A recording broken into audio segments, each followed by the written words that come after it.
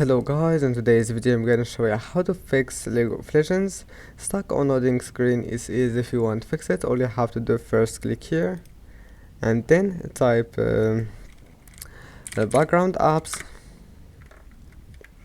and after that turn off all those applications that you will find here. And now you need to find League of Legends file location, and that's it. First just look for Riot Games folder, and here we'll find League of Legends, then game, and right click on it, properties, compatibility, enable those two options, and first option here make it Windows 7, apply and OK. And after that open League of Legends and then click settings and go to game, make it enable this option and done. That's it. You will find that your problem is fixed, and that's it for today's video. Don't forget to like and see you in the next video.